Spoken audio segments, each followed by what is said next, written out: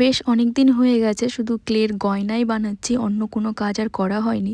ক্লের গয়না বলতে আমি শুধু নেকলেসের কথাই বলছি। তো আজকে ভাবলাম ঠিক আছে, সামনেই তো বসন্ত উৎসব, তো বসন্ত উৎসবের জন্য দুটো চুড়ির ডিজাইন তো করা যেতেই পারে। তো আমি এখানে ম্যাচিং করে কিন্তু বানাচ্ছি না, দুটো দুরকম ডিজাইনের চুড়ি বানাবো। আর তোমরা দেখে বলবে কোন ডিজাইনটা তোমাদের বেশি ভালো লাগলো। আর বসন্ত উৎসবের জন্য তোমরা চাইলে কিন্তু আমার থেকেই হ্যান্ডমেড চুড়িগুলো অর্ডার করতে পারো। আমি নিচে হোয়াটসঅ্যাপ নাম্বার দিয়ে দিচ্ছি, এই নাম্বারে তোমরা যোগাযোগ করে নিও। এটা আমার ফার্স্ট চুড়ি, আর সেকেন্ড চুড়িটা একটু প্রবলেম হয়েছে, মানে একটা জায়গা একটু ভরাট করেছে আর এই দিকটা একদম ফাঁকা থেকে গেছে।